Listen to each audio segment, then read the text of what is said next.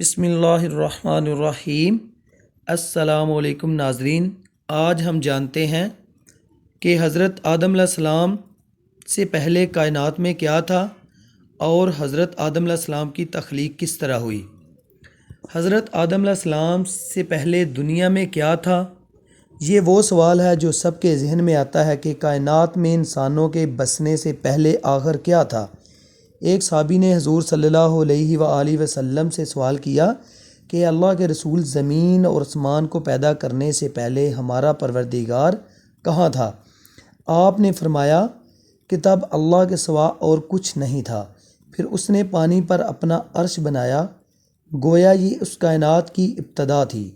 پھر اللہ نے قلم کو پیدا کیا اور اس کو حکم دیا کہ لکھ، اور قلم نے اللہ تعالیٰ کے حکم اور اس کے علم سے قیامت تک ہونے والا سب کچھ لوح محفوظ میں لکھ دیا۔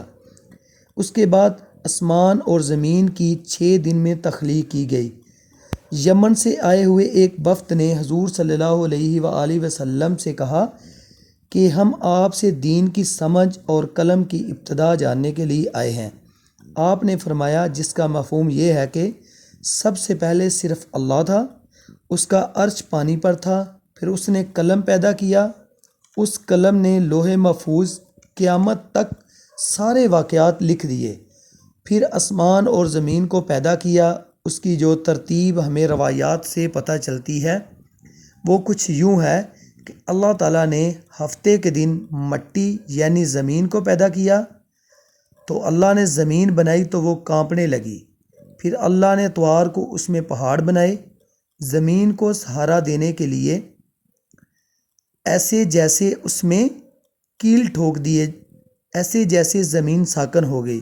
پیر کے دن اس میں درخت اگائے، منگل کے دن تکالیف، مصیبتیں، جراثیم اور بیماریاں بنائیں۔ بدھ کے دن نور کو پیدا کیا، جمعرات کو زمین میں چوپائے بنائے اور زمین پر پھیلا دیے، اور پھر جمعے کے دن آخری گھڑیوں میں یعنی عصر کے بعد حضرت آدم علیہ السلام کو پیدا فرمایا۔ گویا اللہ تعالیٰ نے انسان کی پیدائش سے پہلے اس کی آسائشوں کے لیے زمین میں اس کی ضرورت کے تحت زمین پر تمام اشیاء پیدا کر دیں، یعنی مخلوق کی ابتدا آخری نمبر پر انسان کو پیدا فرمایا۔ نسل انسانی میں سب سے پہلی تخلیق حضرت آدم علیہ السلام کی تھی۔ وہ تمام انسانوں کے باپ ہیں۔ انسانوں کی پیدائش سے پہلے فرشتوں اور جنوں کی تخلیق بھی ہو چکی تھی۔ فرشتے اللہ تعالیٰ کی وہ مخلوق ہیں جن کا اصل ٹھکانہ آسمان ہے، اور وہ زمین والوں کے لیے استغفار کرتے ہیں۔ فرشتوں کو نور سے پیدا کیا گیا، جبکہ جنوں کی پیدائش آگ سے کی گئی، اور انسانوں کی تخلیق مٹی سے کی گئی۔ ابلیس جو کہ شیطان تھا، وہ بھی فرشتوں میں سے نہیں بلکہ جنوں میں سے تھا، اور اس کی تخلیق بھی آگ سے کی گئی۔ کچھ روایات سے پتہ چلتا ہے کہ آدم علیہ السلام سے 2000 سال پہلے جنات پیدا کیے گئے، اور جب وہ فتنہ فساد میں حد سے آگے بڑھ گئے تو اللہ تعالیٰ نے ان کی طرف فرشتوں کا ایک لشکر بھیجا۔ ان میں خوب معرکہ رائی ہوئی، فرشتوں نے جنوں کو تہس نہس کر دیا، اور وہ سمندروں کے جزیروں میں پناہ لینے پر مجبور ہو گئے، اور آج تک ان کے رہنے کی جگہ یہی جزیرے ہیں۔ ابلیس یعنی جو شیطان، جو کہ جنوں کا سردار ہے، اس کا ایک تخت ہے اور وہ تخت پانی پر ہے۔ ابلیس کا اصل نام عزازیل تھا، اور اس کی نافرمانی کے بعد ابلیس نام دیا گیا۔ ابلیس کا وہ تخت حقیقت میں کس جگہ پر ہے یہ ہم نہیں جانتے، کہ جب اللہ تعالیٰ نے زمین کو انسانوں کے ذریعے آباد کرنا چاہا تو انسانوں کی تخلیق فرمائی، کیونکہ جنوں میں انسان جتنی فہم و فراست نہیں تھی۔ کہا جاتا ہے کہ جنوں میں سب سے زیادہ علم رکھنے والا جن انسانوں میں سے 10 سالہ بچے جتنی عقل رکھتا ہے۔